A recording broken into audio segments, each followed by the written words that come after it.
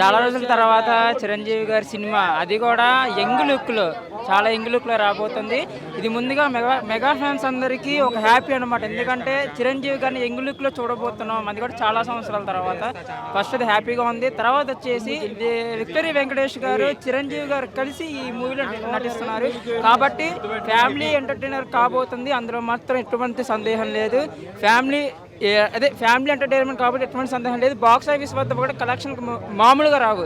ఎలాగా ప్రభాస్ గారు ఎలానే చెప్పారు, సీనియరే కాబట్టి బాసే. టీఎఫ్ఐకి ఒకటే మెగాస్టార్ కాబట్టి ఇది చిరంజీవి గారు, ఆయన మెగాస్టార్ అంతా, ఆయన బాస్ అంతే. ఆయన సినిమా గురించి ప్రత్యేకంగా ఏం చెప్పక్కర్లేదు.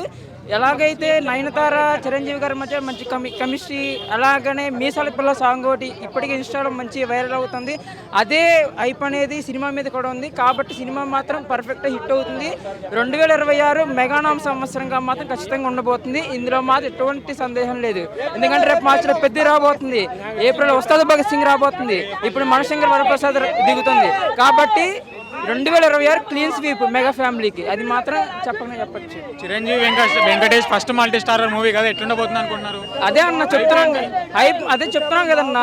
ఒక మెగాస్టార్, ఒక విక్టరీ కలిస్తే ఏమవుతుంది, ఖచ్చితంగా సినిమా సూపర్ హిట్ అవుతుంది. ఎందుకంటే అనిల్ రావిపూడి గారు తెలిసింది ఫ్యామిలీ ఎంటర్టైనర్ కమెడియన్ కాబట్టి సినిమా మీద మాత్రం ఖచ్చితంగా హైప్ తెచ్చుకోవచ్చు. ఖచ్చితంగా సినిమా మాత్రం హిట్ అవుతుంది. కలెక్షన్లు కూడా వస్తాయి. అది మాత్రం